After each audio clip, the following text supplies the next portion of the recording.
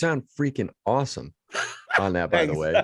I just got to say, you sound great on that. But so I was a nervous wreck just waiting for that shit to post because it's just been such a secret.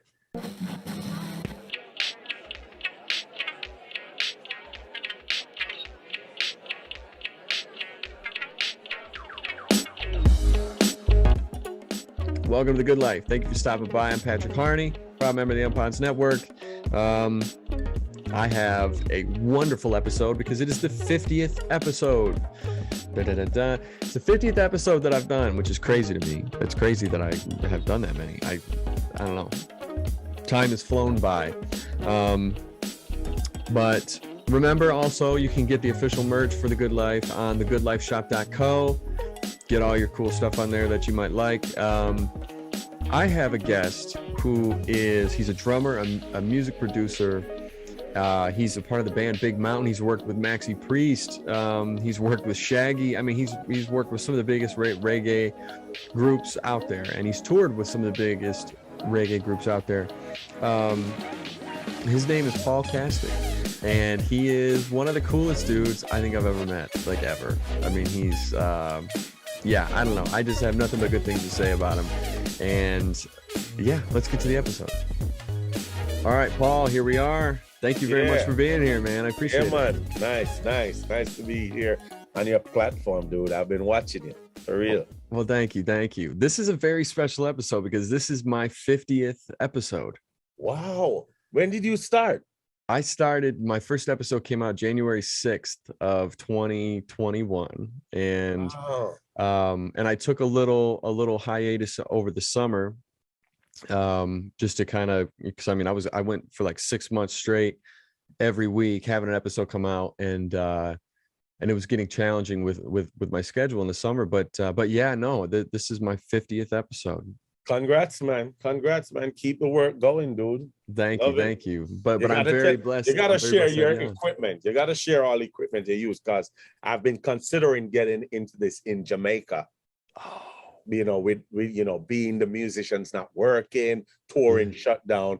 I've been approaching radio stations, but it'll be interesting to do it from my house with all my studio equipment there, and just be keeping it organic and authentic. You know what I mean? Oh, I'm most definitely do your own thing. If I could say anything, do your own thing, because then you don't have any limitations, you know, I mean, if you can do it, and I'll be happy to share you know, with everything that I use, but if you can do it, and you know, because like myself, I do a video version on YouTube, but then my show goes on Spotify, Apple Podcasts, Google Podcasts, Amazon Music, iHEART Radio, like Deezer, all of the big platforms for podcasting. Nice. And so I'm not limited to a certain station or anything like that. But yeah, I mean, if you have any questions, I'd love to help you. Yeah, man. Well, we'll be linking. So definitely, let's go. Let's do this. For sure. So you are a drummer and a music producer extraordinaire. I mean, you've worked with you work with Big Mountain. You are in Big Mountain. You've worked with Maxi Priest. You've worked with Shaggy. I mean, you've toured all over the world. So definitely. Now you grew up in Montego Bay, Jamaica, correct? So what was that like in terms of, did music come to you? Did it find you, or did you find it from a very early age, or did it take a while? Yeah, you know, growing up in Montego Bay, in my household, and when I tell you certain things, I'll just give you a backstory, because then you'll need to know that Jamaica at that time, that maybe the population was 2 million. Now the population is nearing to 3 million. We have 2 radio stations. That's it for the whole country. Wow. Radio Jamaica. And we got JBC, the Jamaica Broadcasting Corporation. So all our news is filtered coming down from the England, from the BBC, all of that stuff. Interesting. But radio, depending on each personality and each host, you know, they play reggae, but we still get our fair share of what's going on in America and England. And we did have Solid Gold. That's how we knew what was on the charts in America. That American program called Solid Gold. Yeah. Right. that had the guy from the Bee Gees and the other R&B singer hosting it. So as a kid, I would be seeing like Hall & Oates, all these chart-topping whatever that was going on in America. That's how we got to know America and what was going on. Like the first time I heard certain songs, and I was just like, wow, oh, here she come, watch out, boy. She'll chew you up, man eater. That's how we got it. And we were watching it in black and white. Oh, black wow. White. Yeah. So as we went along the years, and then we got color, I think in 83, right with the MTV movement, Michael Jackson Thriller. And, you know, I just used to listen to our radio a lot growing up as a kid and used to just latch on to whatever it was that was necessarily. I knew everything that was Jamaican already, but what was from foreign, it kind of like hit me. Like I remember going to high school every morning, and there was one host used to play Yes, Owner of a Lonely Heart as the intro for his show. I didn't know which band that was until 84. My uncle went to the New York, and he came back to Jamaica, and he brought a VHS cassette, a video cassette. And on it was the MTV Top 40 Countdown. By this time, MTV was in a little room. Yeah. In Times Square. They weren't the big conglomerate they were. And I remember just seeing like Separate Ways Journey, Quiet Riot, Bang Your Head. And I saw Van Halen Jump, and I literally lost my freaking mind when I saw Jump. I don't even, and I've said this in many interviews, and I don't think people can fathom. Just if you're a kid in Jamaica and you're exposed to one thing the whole time, you've only seen reggae concerts, you've only heard 90% more of your Jamaican stuff and classic R&B stuff. But when I saw Van Halen's Jump, I felt the ground literally moved under my feet. Because by this time, I was playing drums in high school. Okay. So that affected me when I saw Alex Van Halen, huge kit with the 4 bass drums. I was like, what the hell? And and before seeing that, the only thing we had exposed to see the Van Halens, the Journeys, the Quiet Riots, the Def Leppard was Hit Parade, a magazine that I used to buy every month. I used to go to the little Chinese shop and just buy Hit Parade and buy Rockline. And if you saw my bedroom in Jamaica, you couldn't see the color of the walls. I had posters all over there. My mom didn't need to paint my room. Because you did it for her. It was just covered with posters like crazy. Yeah. So that's how I really got into all of this stuff, where I just started to feel that vibration. But by that time, I was already in the school band playing marching drums, like orchestral stuff, standing, snare drum, bass drum, reading music. And then we formed a little reggae side band. And that's when I started being introduced to secular music, to really just play drum set. And I've never looked back since. It just grabbed me. It really found me. Yeah. But I was getting all the ear training, not knowing it, by listening to the records my mom was playing in her shop, because my mom had a store in the hotel. Okay. So the tourists, and then I used to meet a lot of tourists. A lot of tourists used to come in the shop, and we would have repeat tourists. So I would meet a few guys, and they would kind of like know that from last year that I was interested in rock music. And the next year they came on vacation. I remember when David Lee Roth left Van Halen, and he did Eat 'Em and Smile, and Van Halen did 5150. And these guys came to Jamaica, and they had 5150 cassette, and they had Skyscraper, David Lee Roth. And they said, I can only get one. They're giving me one. And I chose Van Halen. I was like, what? You couldn't be Van Halen. So that was my outlet. I was getting stuff from meeting tourists, because I started playing in the hotels. And I remember getting my first Whitesnake cassette from a guest. Wow. She literally went to her because I kept telling her that there's this band. Because understand this, every Friday night in Jamaica, we got the top 40 countdown from Shadow Stevens.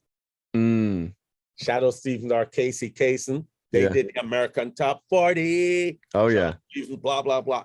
So one of the radio stations in Jamaica, they transmitted that every Friday night from 8 till 2 in the morning. Oh, wow. So I would start to listen to that. So I always knew when there was any reggae artist. I knew I was listening when Maxi Priest debuted on the Billboard chart with Wild World, the reggae version. When Ziggy Marley debuted with Tomorrow's People. The first time reggae was going on the national Hot 100 chart. So I used to be listening that every Friday night. And what I didn't hear when I was playing on stage, when I go home, my little brother would tell me who was number one, Bon Jovi, Slippery When Wet, blah, blah, blah, all that stuff.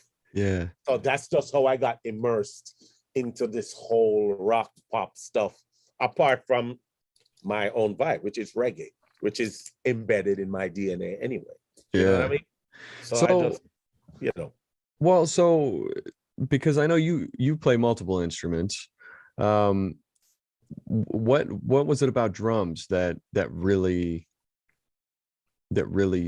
set all the other instruments apart? What was it that pushed you and kind of gave you the drive? Well, first I used to be obsessed with the marching bands. I just used to be obsessed, and we had 2 marching bands in Montego Bay. So whenever they were doing an exhibition, you would just see everybody stop what they're doing and running to go behold these guys coming down this main road, and the guy throwing the thing in the air, spinning it. And I just used to watch the guys playing the snare drums and spinning the stick, and I was just obsessed. I was just obsessed with that sort of thing. And when I got into high school, and when I used to watch live bands, I always was just tunnel vision on the drummer. I just found it that this guy was doing 4 things with his 4 limbs. Yeah. And that just resonated with me for some reason. And when I joined the school, I used to just sneak in the conference, the rehearsal space when the guys left their equipment covered up, pull their sheets off the drum set and just go around the drum set and messing around, pressing record on a cassette recorder and just trying whatever and recording myself. And of course they would find out and tell my ass, nah, I'm not allowed. And you know, I joined the school band, and then I started 2 years later, after being in the school band, we got a drum kit. And then I realized I had to learn drums, and I was just never interested in any other instrument. I used to mess around with the piano, you know, I'd grab a bass now and then, but I don't play them. But in production nowadays, because I have access to so many guys, we send stuff back and forth, Dropbox, we transfer. I got my bass players all over the world. I got my keyboard players when I'm producing and whatever, but I can write, I have a keyboard here, right here. I can scratch out a bass line, feel it, and then say, hey, play this for me, give it to me like this, blah, blah, blah. But drums is really, you know, and doing some vocal also, which you're finding out that I just work on an album. So I'm going to be doing my first, actually, I just posted yesterday this Def Leppard. I saw that thing, and it's gotten the most views that I've ever gotten on anything that I've ever posted. Well, I saw that. And also you sound freaking awesome on that, by the way. I just got to say, you sound great on that. But so I was a nervous wreck just waiting for that shit to post, because it's just been such a secret. I've literally, on my 2 hands, is the amount of people that have any clue of what's happening. So if you look at the comments, you'll see that all the people that are coming here are in shock. Yeah. Well, so let's talk about this album a little bit. So this is you said you just completed it, right? Yeah, I'm shooting videos now. Now this is a, 'full cover album? Yes. this idea, I had this idea to just do maybe 3, 4, 5 songs. It wasn't for me to sing though. That's the whole thing. It was me as a producer to just do the track and enlist different singers that I respect and love in my community. So there's a guy in Germany, and there's just like top guys that I know in Jamaica. The idea was for them to sing Here I Go Again, Is This Love? And Go West, King of Wishful Thinking, you know, Foreigner. And I just couldn't get anybody to be available. Yeah. And, you know, I spoke to my bass player, and the bass player with me in Maxi Priest, his name is Toddy P. If you check him out, he's been doing, he's probably on his 4th album now, 5th album, and he plays the bass and he sings and do all this other stuff. And one day, me and him, we were talking. I was actually here, and I was alone, and he said, KasticK, why are you trying to get all these guys? They're not returning your calls. Everybody's busy on tour. And he says, you can sing better than me. You should be singing this stuff. And I was like, yeah, that wasn't the plan. And I just decided, I was here one day, and I got a Bluetooth, a USB microphone from my friend, one of my best friends. He's the bass player for Ziggy Marley. His name is Pablo Stennett, and he has an endorsement with Samsung. So he had say what I want. So I said, yeah, I want a mic that I can just plug into the laptop in my DAW and just do little demos or ideas. And I decided to try the mic out for the first time. So I just listened, and I was just messing with Here I Go Again. And I was like, I don't know where I'm going. And I started doing each verse. And then I said, all right, that's cool. And I started to stack the harmonies. And then next day I started working on Is This Love? And I just kind of like, wow, all right, this is sounding decent. And I just, when the pandemic happened though, when the pandemic happened, I had already had Here I Go Again, Is This Love? King of Wishful Thinking. I think I had only had 3 or 4 songs. And I remember we were on tour in Australia and New Zealand. And I have some producer friends out in San Diego. And I told them that I wanted to do Every Rose Have Its Thorn, because I always sang that song in karaoke.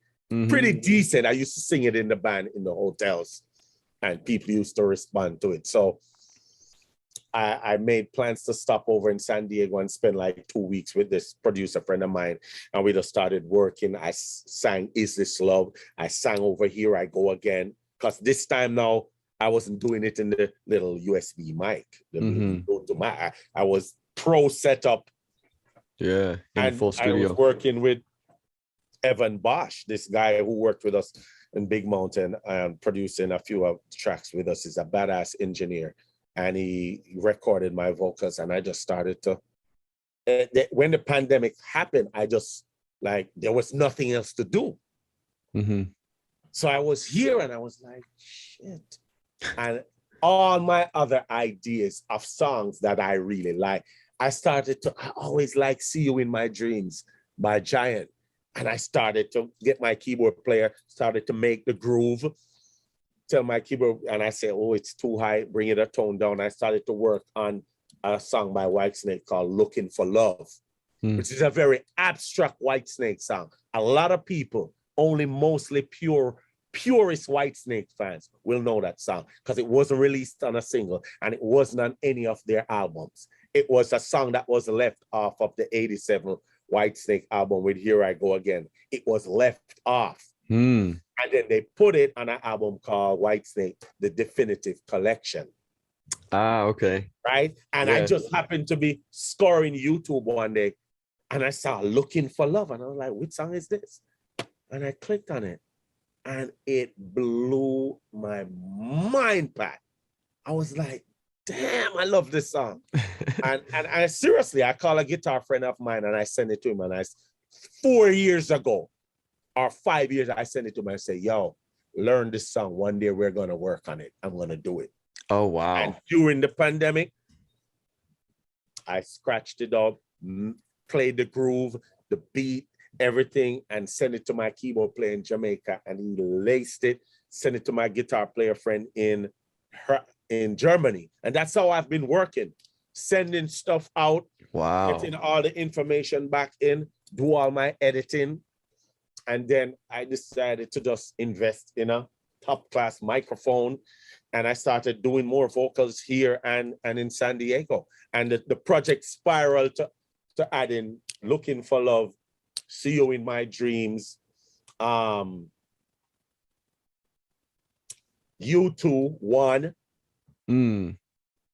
Stevie B, Because I Love You, the Postman song. I don't know if you know that song. It's from 88. It was just a piano, but it was a #1 song in America. Okay. Like a few weeks. I probably know it. I'm just blanking on it right now because I've checking out Stevie B, the Postman song, but it didn't have a beat. It was just acoustic piano and string, but I put a fat, real groovy beat underneath it. And then I decided I always liked Foreigner. And I remember I was visiting my sister in the Cayman Islands, and I just like, oh, I love this Foreigner song. I always like this song. And I just started to work on a groove. I imported it. I use Logic and Pro Tools. Are you familiar? Yeah. Yep. Yeah. And I imported, I don't want to live without you, live without your love. And I just imported it in and start messing with the groove and try to figure out what tempo I wanted at. And my friends, there's this big band from the UK called Aswad. Okay. They had a big song, a reggae group. They're like the biggest reggae group other than UB40 out of England. They had a song called Don't Turn Around. I'm gonna see my heart breaking. Just walk away. They had a big hit, and Neil Diamond did it over. And that group from Sweden. I have the sign, that group with those girls. Yeah. Did it over. I saw the sign, open up my eye. They did it over. They had a Don't Turn Around, but the original version is Aswad, which is a Jamaican parentage reggae group from Birmingham, England. Wow. So I was thinking of that song when I was working out I Don't Want to Live Without You by Foreigner. I was like, I wanted to have that feel because I used to play. That was such a big hit for Aswad. So I kind of will use as a blueprint something in the past.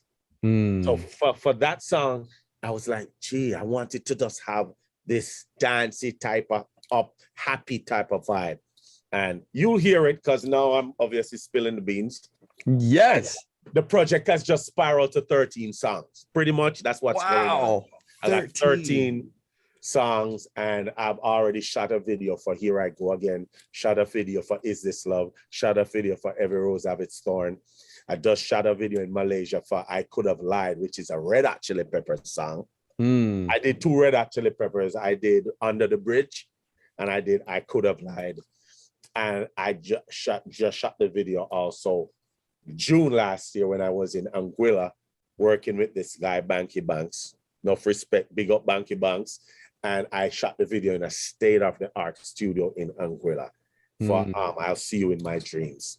So that's what's going on. The project is here. I'm planning on calling it My Reggae Rocking Journey, Volume 1. Nice. So, okay. So if we could, would you be willing to let us hear a little sample of something you got? Ooh, yeah. So what do you think? I have the jitters every time I'm supposed to let somebody hear this, because seriously, all the total amount of people that I've probably heard is probably less than 10 people in my whole life. Wow. Seriously. But yeah. I mean, the first song that I've had the video shot for, I mean, I was always obsessed with Here I Go Again. The first time I went to New York City, and I just remember turning on Z99 or whatever, Hot 10, and I heard David Coverdale. I just like, whoa, this is big. This is big. And that's the song. So yeah, I'll let you hear Here I Go Again. So here we go, everybody. Here's a little sample. Here I Go Again featuring Benetton, aka Jack Frost, who is a badass rapper, Jamaican guy from out of New York. He used to tour with us with Maxi Priest. And he's featuring on it as rapping. And Here I Go Again, featuring Benetton and Groove Galore Music. Enjoy. Yeah. Yo, life full of ups and downs, you know. Benetton alongside a Groove Galore Music. What do you want to say, Star? I don't know where I'm going, but I sure know where I've been. And hanging on the promises and the songs of yesterday. And I made up my mind. I ain't wasting no more time. And here I go again. What you say? Here I go again. Sing out!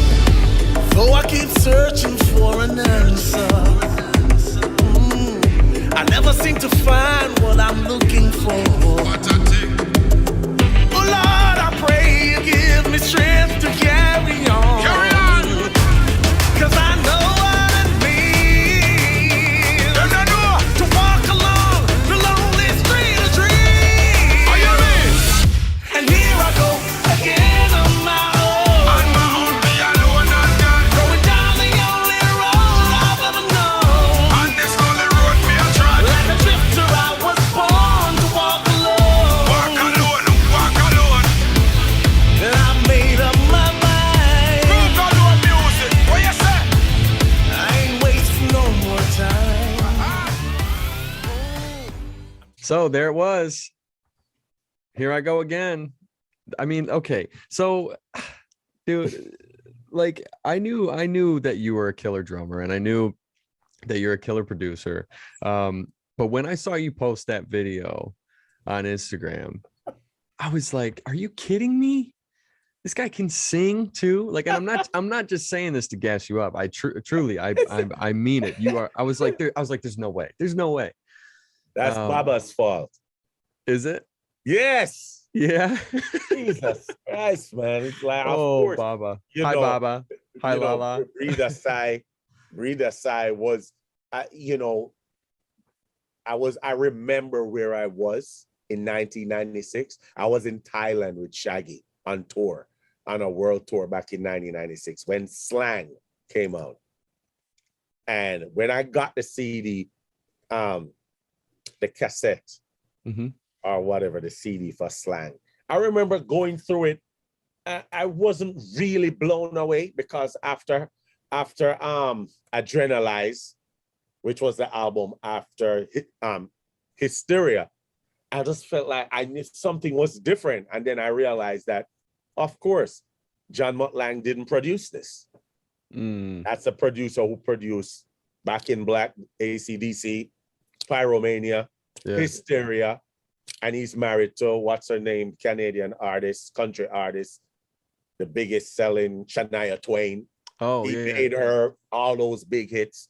So I knew there was something different about Slang. But the one song that grabbed me was Breathe a Sigh. And I just remember, I was like, I could never sing this song. Are you kidding me?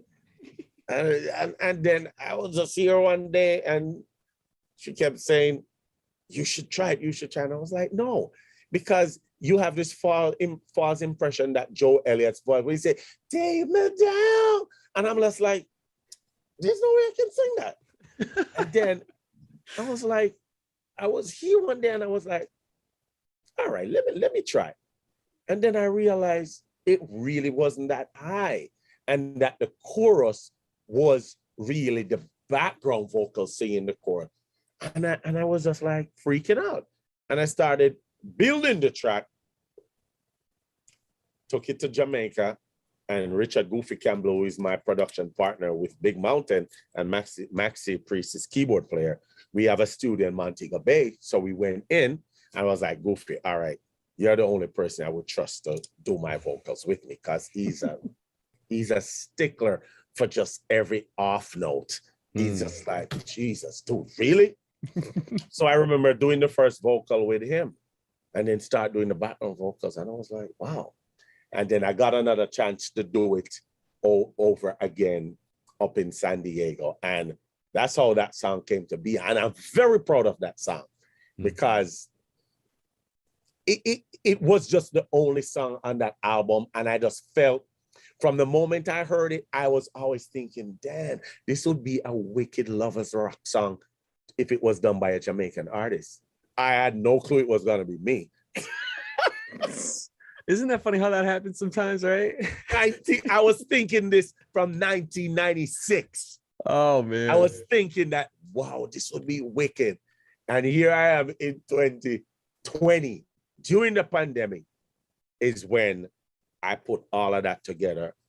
I got my bass player, I got my guy in Germany, I got my guitar player, and we sat down and just worked everything, and I'm just loving it. So needless to say, the day before yesterday, 2 days, she was like, you should do that. You should do that. I'm like, no, I'm not going out in the deep blue sea like that. Like, I don't wanna stop. And then I was like, all right. And hey, the response been great. I'm happy, because that's me at my most vulnerable right there. Anything to do with singing, that's I'm scared. You know, well, I'm going on stage to play my drums, that's fine. That's my, you know, that's my safe point. I'm a drummer. That's what I do. So there's nothing wrong with me. You're a musician. Some people see me do that, but now going out there now, I mean, Phil Collins is one of my biggest idols, and he's done it. One of my favorite producers, Narada Michael Walden. I don't know if you're familiar with that name. Narada Michael Walden, he was a badass drummer. He's still a badass drummer. He's now doing some touring with like Journey sometimes and whatever, but he produced Whitney Houston, Aretha Franklin. He's a badass drummer producer. If you put in Wikipedia Narada Michael Walden, you're gonna lose your mind. He won Producer of the Year in 1987 on the Grammy Awards. Because at that time, Whitney Houston's second album came out, Mariah Carey in 1990. He's on all of those records. Jeez. So he's a drummer, singing behind the drums. Of course, I saw the Eagles. And by the way, Big Mountain just did over Hotel California for a new album. But you know, I have nothing, I'm not singing on that. I'm just saying. Yeah. I've always paid attention to drummers that were singing. And of course, nobody's done it better than Phil Collins. Oh, no. Phil Collins is just in a class by himself. And that's kind of like what I want this project to be. I really want each song, when people hear it, they knew that it had something to do with me. And the years of training and influences is all piled up in this record. Seriously. Yeah. All the rock, all the pop, all the blues, all the reggae, all the roots, all the dancehall, everything that I've been exposed to in my life and traveling. It's in Here I Go Again. It is in This Love. It's in Every Rose Have Its Thorn, and you're gonna hear it. Seriously. Yeah, that's awesome. You know, it's funny how that kind of happens, where you know, you didn't want to sing, you just wanted to have this person on it, this person on it, this person on it, and then it comes out that, well, actually no, it ended up just being all you, which is awesome because it's funny. So I've got a. It's just ridiculous thinking that I have an album where I'm singing all the songs and all the background vocals. You're doing it all. Oh, I love that though. I love that though. It's ridiculous because normally in my productions, I outsource. I have girls, friends in Jamaica, pros that I send to, and they do the shit. Dropbox, WhatsApp back to me, and that's how I work on. And in Big Mountain, I don't sing at all. Keno and James are like superstars. It's like I sit behind the board and just watch them work. Yeah. But this, every time I listen back to this, I'm like, this is ridiculous. Seriously. Yes. And I've played it for a few girlfriends of mine that are singers that normally sing backgrounds. Listen, Diana King. I don't know if you know Diana King is. I'm not super familiar, but I know of Diana King Diana had King. the big hit Shy Guy on the first Bad Boys movie with Will Smith and Martin Lawrence. She had that song Shy Guy. Oh Lord have mercy, mercy, mercy. The man, I mean at the party, party, party. And she's had hits like crazy. She was signed to Sony same time when Mariah Carey came out. And Diana, when she heard Here I Go Again, we were on tour. We were in Martinique on a big jazz festival. And she came to my room and she knew I was working on something and I wanted her to hear.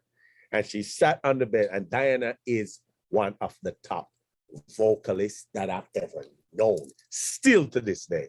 And when she heard Here, she had keys, money, all sort of stuff in her hand.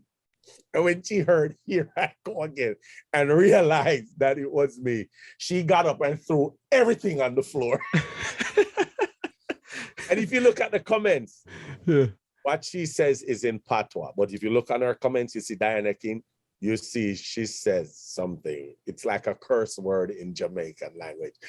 And she types it in full caps. Because she's like, it's about freaking time. See, this is awesome. I am so excited for this. When does this come out? Right now, this was, I mean, you know, we have a saying that says, the human race, or in Jamaica, we say man is planning, but God is executing. Oh, ain't that the truth? We can be planning all we want to plan. Amen, bro. But what happens is what happens. Yeah. This was shit was supposed to come out 2020. But look what happened in 2020. Yeah, that's true. We've not owned 2020 nor 2021. So it's been pushed and pushed, but it has given me time to really work on the videos because, you know, the music business is totally different now, Pat. And it's like, you have to just have something that putting up a damn MP3 on iTunes. Yeah. That ain't cutting it. Yeah. That ain't cutting it. You got to have some visual. So, and there's no money, but I'm finding creative ways of, I really want to do a video for each song. I want each song when it comes out to have a video. And guess what? I've been doing research on a lot of bands. A lot of people are doing that and are want to do stuff like that because it's like a dog-eat-dog world out there, man. The world doesn't need another naked MP3 on iTunes and Spotify. Yeah. Trust me, I have to do something where people see, and I'm trying to do the videos totally different also. Not the regular video with the nice, sexy girl and all that. I'm trying to do something that really showcases the musicianship that's going on. Yeah. Meaning you're seeing the studio, you're seeing the vocal room. For me, that was what every time I had bought an album, when I was on tour, I would go to Tower Records or Virgin Megastore, and I would want to buy the making of. Metallica, Bon Jovi. I wanted to see those guys in the studio more than seeing them on stage playing. Yeah. I was always interested in the process of what they were doing to get it to fruition. So I want my videos to really show me is either I'm singing, playing the drums. I want what you're hearing to connect with what you're seeing. I don't think the world needs another beach scene with a girl walking with her butt. And I have access to all of that too, but no, that's not what I want for this project. I want this project to really show me doing this whole new thing that I'm attempting to do and to show how I play the drums on it, how I program the drums on it, how I sang the background, whatever. That's what I want to give to the audience, them to get that insight. Well, it's showing you. It's showing you and your creative process as a whole from start to finish, you know? Yeah, that's what I'm trying to capture. And when I'm gonna share, now that we're talking, I'll let you see where we are on I'll See You in My Dreams. Because it's only two guys in the video, the guitar player and myself. but I think you're gonna be pleasantly surprised to see how two guys alone being the feature in a video could capture so much excitement, because it's all in the editing. Oh yeah. It's just me playing the drums, it's me sitting around the mixing board, it's me doing 2 vocal takes standing up in the studio, and then my friend Rudy Valentino, who is the co-producer on this project with me, but he lives in Hamburg, and he plays guitar with me in Enigma. Okay. You know, that German group. And he shot his part in his studio, in his house in Germany. And you're gone. And I'm sure me telling you that, you're like, really? Probably like 2 guys alone in a video in 2022. Oh, no. All what we see in videos nowadays, where every second you got to see a breast or a butt or something sexual. Trust me, when you see this and you see how it's connected to the song, you're gonna get it. Well, look at the music video, Leave the Door Open by Silk Sonic. Right. You know, Bruno Mars and Anderson .Paak, they did that. They filmed that in a studio, and it's just them playing. But the way that it was filmed, the way it was edited, you can't help but just be captivated by it, you know. And that's exactly, like, those are the videos that I like. I don't like the ones where it's so cliche and I also like to see the artists. I'm not a fan of music videos where the artists aren't even in the video. It's like, it's almost like somebody made a fan film, or, you know, and they just made their own music video to it and they just put the song on it. It's like, no, I like to see the artists. I like to see them performing in it. I was always very tuned into that. That's when I remember seeing, I could not stop watching the video for Still of the Night, Whitesnake. Yeah. When I saw that, and yet his girl was in it. Yeah. Sonny Kitane or whatever. And in Here I Go Again, she was all over the XJS. But you just saw Tommy Aldridge on the drums and the guitar player playing. And I just love to see that sort of stuff. But I love to see it more. Why? One of my favorite videos is More Than Words Can Say. More Than Words Can Say Extreme. Where the guy, Nuno Betancourt is just playing the guitar, the singer is singing on the stool beside him. Yes. The drummer is sitting down reading a book and his foot is up. And you see all the rehearsal equipment. That, to me, that's just one of the baddest friggin' videos ever. Yeah. I love stuff like that. There's a powerful element, or there's power in simplicity. Definitely. You know, and you know, because when you start getting too complicated, then it gets crazy. Like there was I've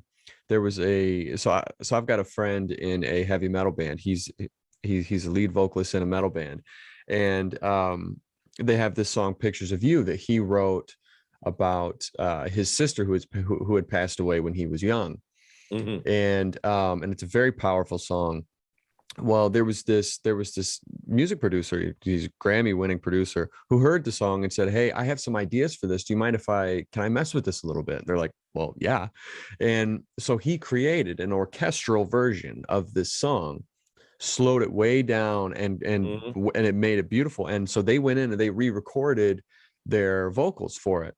Well, there was a feature that was on this song, and it was a girl, and she's great in it. But it was funny because my buddy had asked me, because he knew that you know that I grew up singing, and he had asked me, he said, "Hey, would you want to come and do some background vocals for it?" And I'm like, "Well, sure, yeah. I mean, whatever you guys need." And so I went there, and I'm just doing a few background vocals, nothing crazy, you know, and then started doing some harmonies, and started doing some low harmonies, some high harmonies, and at this point, yes, and at this point, my creative gears were like, "Ooh, I think this would sound really cool here. Can I try this?" And they're like, "Yeah, sure." So I did it, and then they were trying to get hold of this girl, and they said, you know, to try to get her to record her part for the second verse and for part of the bridge, and they couldn't get a hold of her. She wasn't available, whatever, and so the lead guitarist, and he's also a vocalist in the band, he's like the founder of the band, he's like the OG of the band, that asked me, he said, "Hey, well, do you mind just going in there and just doing like a quick demo so we can send it out to whoever?" And I was like, "Sure, fine." So I went in there and And he said, all right, because when I was thinking, I was like, well, how, like, what do you want this to sound like? What, what's the melody that you're going for? And so he did something and it didn't, and I was like, can I try this instead? And he said, yeah, sure. So I tried it and they looked at me and they said, how would you feel if we just used your version? And I was like, hold on. Well, what? And they're like, yeah, how would you feel if we used your version? And I was like, so, wait, do you mean like, so I'm featured on the song? And they're like, yeah. And I was like, sign me up. Yes, please. So I ended up doing the whole second verse, the bridge, or like the third verse kind of. I did all of the vocal harmonies, the 4-part harmonies on the chorus and the low harmony on the first verse of Tyler's verse. Right. And it was funny because then we ended up shooting a music video, and Tyler, my friend, had contacted a director friend of mine who I knew. I got them in touch, and Tyler goes, hey, do you want to be like the actor in the video? I'm like, sure, because I'm an actor also, that's my main thing. And we ended up shooting this beautiful video where I had called some of my actor friends, and then we got literally just friends and family of the bandmates and of my, my parents came, and we brought everybody in and we treated it as if it was like this grief counseling session, right? Well, I remember my mom telling me, because we literally had people go up and tell stories of people that they lost, and everybody had to bring a picture of someone that was special to them that they lost in their life. People were bawling their eyes out up there, and it's in the video, and people were crying and everything. And my mom told me, she said, you didn't tell me that I would actually need therapy after this. Like, this is, you gotta send me that video. I want to watch. I will. You gotta send me that, seriously. I want to see that. But it was so much fun, and the video was so powerful, and it turned out to be a very, very cool, and it was very simple. There was no, there wasn't anything crazy, but there was a story that was told, So yeah, I understand the simplicity and the and wanting to do something different. But speaking of something different, this is completely, I'm definitely changing courses here. You're a fellow Marvel fan, like I am. I wore my Avengers shirt in honor of you. Dude, what are you talking about? There's nobody in this thing like Thor. Thor is my God. From I was a kid. Yeah. Oh God. Now, the last time, so when we first met, we had sat down, we went to dinner with Taylor and right. and Barb and Linda, and Spider-Man hadn't come out yet. And so I was asking you if you were excited to see it, and you said yes. I think you said you were going to be seeing it. You were going to be seeing it in another country. I did see it in Malaysia, and What did you think? Loved it. Loved it. Did you freak out like I did? When they brought Tobey Maguire and Andrew Garfield, I was like, what? Yeah. Because honestly, I don't know. Between me and you, I mean, Tobey Maguire was just the bomb.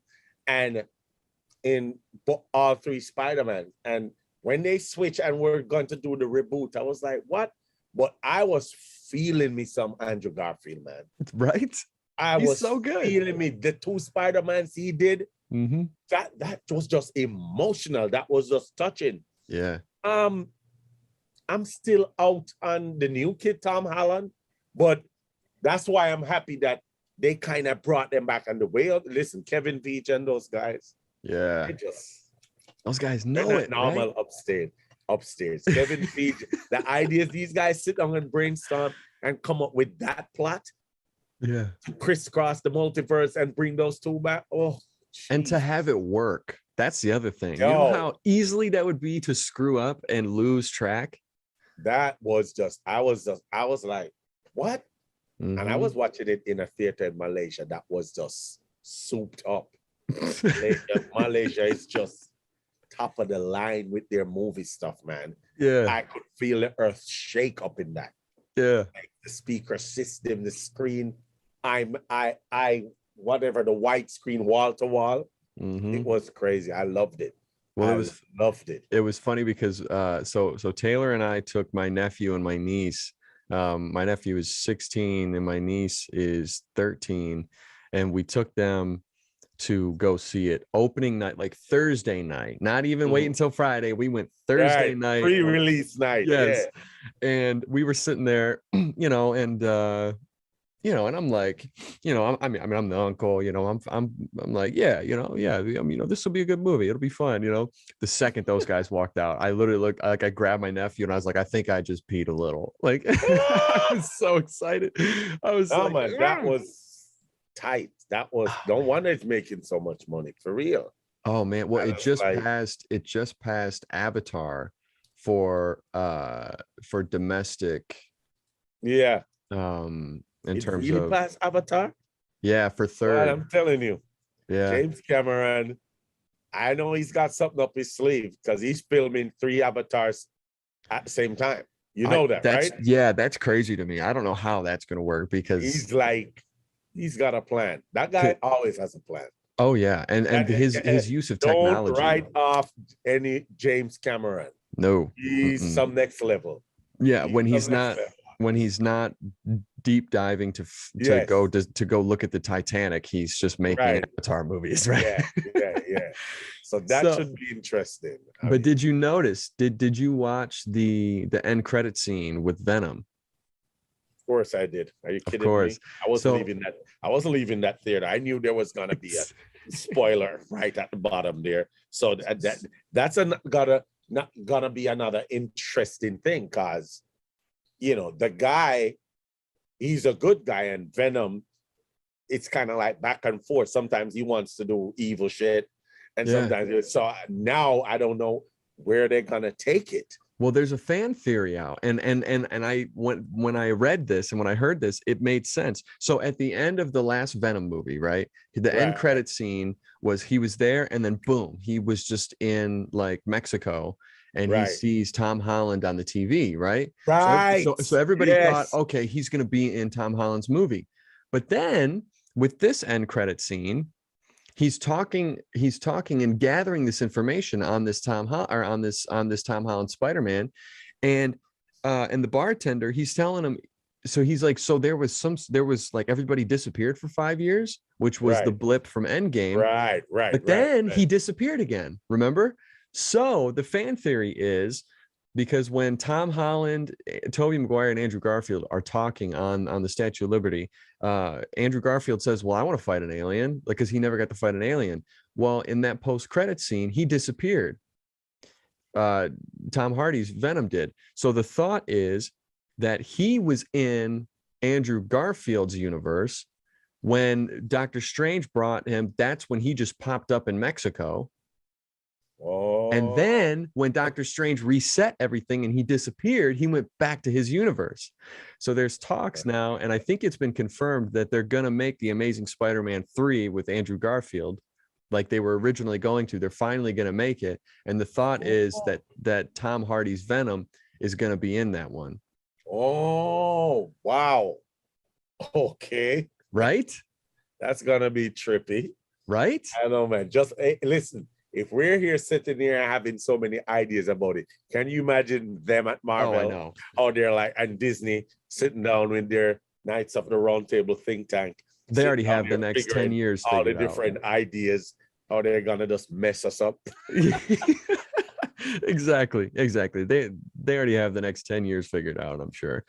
Oh man. So to kind of get back to to the music, what are some of your favorite places that you've toured? Oh God. Or at least that you've been to on tour. So many. I over the years, I love going to Australia. Love going to Australia. Love going to places that are just really authentic and really strive to keep their land just more organic, like New Zealand. Oh, I'd love to go to New Zealand. Zealand is just pristine, dude. It's just pristine. Yeah. So I love New Zealand. I mean, I love going to Europe. I love London. I love me some London in the summer. I've always love London. There's something about London and the music scene and the history that I've always find myself just wanting to be in London. And sometimes I don't get it enough. I've not gotten it enough. There was a time where when I was with Shaggy, I was going over that side a lot. But I know I'm going in May and in June and in July with Big Mountain and Maxi Priest. So we'll see. Hopefully by that time, I figure out if I'm dropping, I'll see you in my dreams. And you know, that will present me with good opportunities to do radio over there, because I did a lot of that with the Big Mountain single that I dropped last year, August. I was over there. So, but I love me some London. And of course, Germany. Dude, Hamburg, Dusseldorf. I love Germany. Once there's no winter, just the community, it's just eclectic, and Hamburg is just, and musicians and everything. And I got tons of friends there. Everything makes a difference when you have companions there. Yeah. You know what I'm saying? It does, yeah. You know, if you just went into these places, I'm not a loner where I want to pick up myself alone and be alone. What makes the difference is companionship and friends. That's what makes any trip fun, any destination fun, is who you're either going with or who you're going there to meet. So I love Germany over the years, but Hamburg specifically, because I spent like 2 months there in 2014 after touring, did a lot of collaborations, did a lot of studio work, and I actually did a version of Seal, Crazy. And you're never gonna survive unless we get a little crazy. You know, I did that with a badass singer over there, Ray Darwin. That's gonna come out at some point. But yeah, Africa, South Africa. I go to Kenya a lot, Nigeria, but I'd really love South Africa when I went in '96. And we went to Johannesburg, we went to Durban, and we went to Cape Town. It was fun. But also understand that because we're there as rock stars, it's definitely going to be fun. Yeah. We're getting, it's souped up. We're getting a whole different sort of treatment. I've never really gone there just to visit. I've done that in Kenya, done that in Hamburg, where I'm visiting, not as Maxi Priest and Big Mountain or whatever on any tour, just going there. That's why I say I'm explaining how I love Hamburg, because I've just been there to visit friends. Yeah. I love Germany. Germany overall, just nice. France, yeah. It makes a big difference for me when it's not winter. Seriously. Oh, yeah. Yeah. When I'm on a tour bus and it's winter, as I finish, I just want to go back to the bus. Yeah. You get to your home, you don't want to be doing a lot of walking up and down. But when it's summer, I'm more into seeing and going all over the place. Yeah. So London, I really love London. Okay. Really love England. Period. Yeah, man. Yeah. Now, we were supposed to come see you in a show in Royal Oak, and then it had to be canceled because of COVID, unfortunately. But now, do we know, is there any plans for No, no, not regards to that. Okay. I think there's something else bigger coming. I just don't know if they've got Detroit in the schedule yet. But we just got a schedule with a huge tour that we're going to be doing with UB40, Maxi Priest, Big Mountain, and the Wailers. What? So that's going to be big venues. The Wailers. The Wailers, yeah. There's there's like two versions of the Wailers. I don't know which one yet is going to be featured, but needless to say, I'll be playing for both Maxi and Big Mountain, so it's gonna be a long night for me. But I've got the schedule. Boston is confirmed. You know, Hollywood Bowl, LA, some Texas, some Charlotte, and some places. I haven't seen any Michigan yet, but they're still booking. They're still sending it out to buyers. So we'll see. When in Texas is that going to be? Let me see if I can find it. Hold on. Because let me see here. I don't know if you're doing any of that in November, but because No, Taylor this and is all August. No, this is all August to September. oh, okay. You know Okay. what? I made a mistake. There's no Texas yet. For right now, it starts August 18th, and it's Boston, Port Chester, New York, Pittsburgh, Elmhurst, New York, Newark, New Jersey, Washington, D.C., Charlotte, North Carolina, Pelham, Tennessee, Evansville, Indiana, Orlando, Florida, Pompano Beach, Florida, St. Petersburg, Florida. Okay. And we have Las Vegas, Nevada, September 16th, Saratoga, California, Los Angeles. That's at the Hollywood Bowl. I'm sure you know. Oh man. Oh yeah. Yeah. So we're doing that, but as I said, they're booking. So more we'll get an updated information. Hopefully, Detroit is involved, or somewhere like Pine Knob, which I played back in '80. I played back in 1990. I played Pine Knob. Pine Knob. That would be so cool if you guys went to Pine Knob. I remember Pine Knob coming up because we had like 5 tour buses. I remember because I was playing for it was a big reggae tour called Reggae Sunsplash. And it was a big one of the top reggae bands called The Burning Spear. It was Shinehead, who is a rapper from New York. It was Freddie McGregor, Marcia Griffiths, U-Roy, and my band was 809 Band, which was at the time the area code for the whole Caribbean. If you were calling any country in the Caribbean, you had to dial 1-809 and then a 7-digit number. Oh wow! So my band cool. That I got started in Kingston was the 809 Band, and we were like the top backing band. So we would back multiple artists on tour. We were just known for that as a 3-piece horn section, keyboard player, 2 guitar players, drum and bass, and it was a big band, kind of like Earth, Wind & Fire, reggae vibe. Yeah. That's cool. Well, hey, I mean, even you said Evansville, Indiana. Yeah. That's on it. Evansville, that's confirmed. Evansville. And guess what? That's on my birthday, August 28th. Oh, okay. Well, then we may need to take a trip. We may need to take a little road trip to come see you. Sunday. That's a Sunday. So yeah, they sent us this list, and it's tentative. There you can see a lot of TBD to be determined. So okay, we'll see. But that will be a badass, well-needed reggae tour. Because UB40 is prime time. They draw a lot. And then Maxi and my band Big Mountain and the Wailers. So that will be a real nice package. Yeah, it will be. That'll be a really, really cool tour.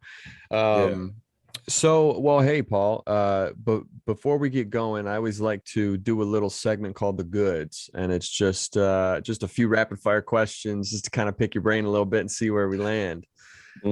So shall we? All right.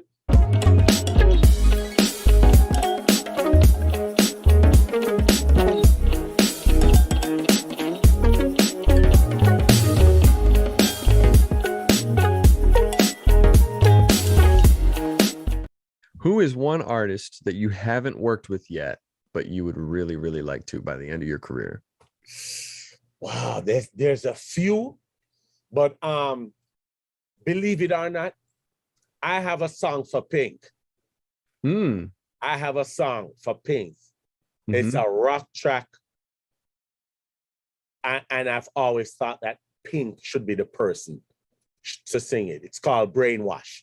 It's about a girl who comes off in Hollywood from the country, comes off in LA, and she wants to get in Hollywood, and she realizes she's just got to do the lip surgery, she got to do the breast surgery, she got to do the buttocks, she got to do the belly, she got to totally remake herself, and it's the brainwash of the system. So the chorus says, it's just the brainwash that sucks your life away. And by the time she gets it all done, the movement has changed where they want everybody your authentic self. So the song is called Brainwash, and it's about a girl named Rudy. And it's a bad tune written by a badass Jamaican artist named Ita Lee Watson, a girlfriend of mine. She's badass. And I've just always thought that if Ita Lee didn't put it out, we produced the track. I played the drums on it. That was one of the stuff we worked on when I was in Germany. when I went back to visit, that was one of the songs, because we always only had it with her singing and acoustic guitar. That was this track. And I said, you know what? I'm gonna work on this track. And I did all the programming, got my guitar player, all that stuff, keyboard, and then I played the drums, and I was like, Pink is who I really hear singing this song. So Pink is somebody I love. Yeah. I just love me some Pink, dude. Yeah, she's killer. Love me some Pink from a long time. She's killer. Long time. Okay. No, Pink, if you're listening, your people, get my people, Groove Galore Music. I'm ready for you. Oh, I'm sure she'll call. I'm sure she'll see this and she'll be like, oh, yeah, I'll call. Yeah, man. Yeah. Trust me. If Pink sing this song, it's we're all in yachts after that. We're all buying yachts. Just that type of song. Yeah. Yeah, that's awesome. So where is somewhere that you haven't been that you would really love to travel to? I've never been to Greece. It's crazy. I've never been to Greece, and we go to Europe so many times. Greece is right there. Yeah. For some reason, the amount of time I've been to Europe, I don't know what's going on. Greece has just totally eluded me. I cannot see my friends showing me pictures from there, seeing all the white buildings. Everything is white over there. The beaches. Never been to Greece. I did Russia for the first, toured extensively in Russia, 2019, right before the pandemic. So finally got to tour Russia. I'd been there for just like a big wedding with Diana King, but I finally did a tour, and it was cold as hell, and loved it. But Jesus, it's just hard to say you enjoyed yourself, because the winter was just nail biting. Yeah. Well, I think that's why they drink so much vodka.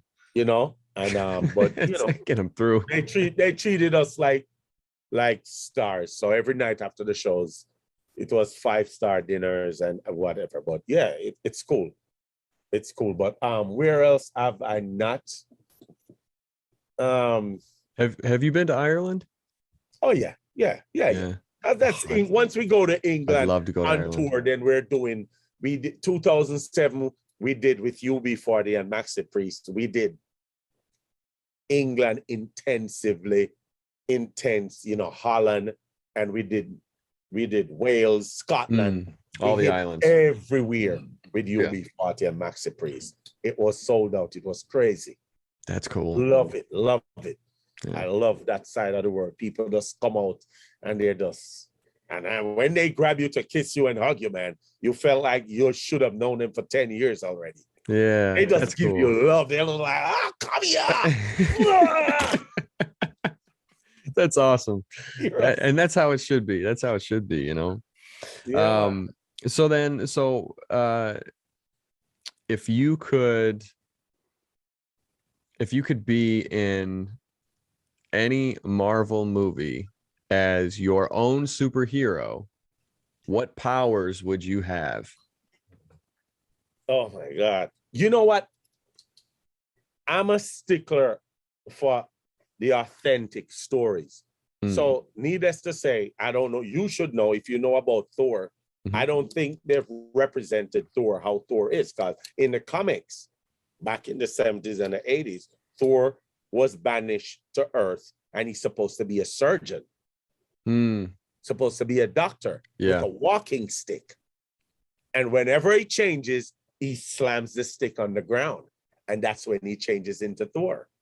And when he finishes doing all this stuff, he goes back to the hospital and he's a doctor. So I'm kind of like, you know, some of the times I don't like when they rewrite the stuff from what we know it used to be. But as I said, I'm always a Thor person. I mean, and I like DC also, you know, Superman, whatever. But Thor's just always been, I really like Daredevil also. And I'm glad that they're going to bring back the guy from the Netflix Daredevil. Yes. Matt Murdock. I love him. Yeah. I love how he did it. But Thor, it's got to be Thor. I got to be Thor. So what powers would your superhero in Thor's movie? What power would your superhero have? Jesus. It would be you playing him, And you have a power, and you're You know teaming who- up with Thor. You know whose power I want, but it's a female. I want the Scarlet Witch's power. Oh yeah, no, that's dope. Yeah, she's I want sick. Scarlet Witch because I want to be able to just use my imagination and create all this. Yeah. No, she's cool for sure. Scarlet Witch is just the bomb. When I watched the Disney series, I was like, hold on, she created this whole town, this whole reality.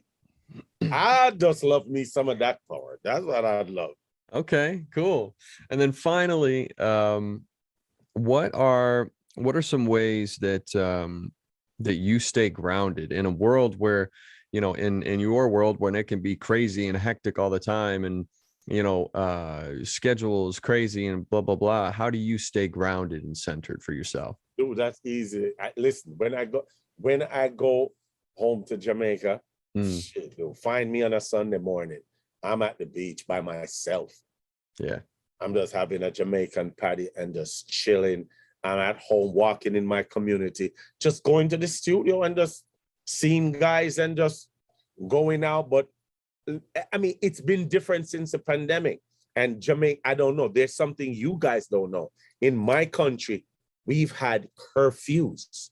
So if you think it's bad over here where everybody in America is complaining about this and that, try being told at 6 p.m. in the evening, you have to be off the streets. And if you're seen, you have to have special papers to verify that you got permission. Yes, because remember, you know, Jamaica is a third world country. We don't have the infrastructure with a hospital every mile like America. Yeah. You're talking about a third world country. So we can't afford to have hospitals overflowing. We don't have that infrastructure. So the government came up with that idea to have curfews. Actually, I just got the new update this morning because it was at 6 on Sundays. It was at 5 p.m., meaning streets empty, only essential people. And then as things went along last year, it went to 7 p.m. curfew. It went to 9, and it went back to 7. Then 3 months ago, it went to 10 o'clock. And today I just got the new listing and it's gone now midnight, which the people will be happier because they've been rebelling like crazy. I'm sure. Yeah. It's hard, man. It's hard, man. You know, it's a fine line. You know, like I understand the point that you're making about, you know, the infrastructure and with it being a third world country. We don't have it like that. We have a few hospitals, period. Yeah. But, you know, certain things happen in one part of the country. You have to be taken to the main city. Yeah. But at the same time, you know, it's a fine line because at the same time, like, how do you tell people what they can and can't do with their lives? You know what I mean? Like, that's another thing that's tough too. Yeah. So, I mean, wow. I'm just glad now crazy. that it's kind of like easing up now because going home in March, and there was a process other than testing negative to show at the airport. There was this thing that you had to go online and give all your information about where you've been, blah, blah, blah. And they have to respond to you. And if they don't send you that, you don't have that, you can't get on the plane to leave, to leave the country, to go in Jamaica. And they just did away with that now yesterday. So I got the email this morning with all the new protocols.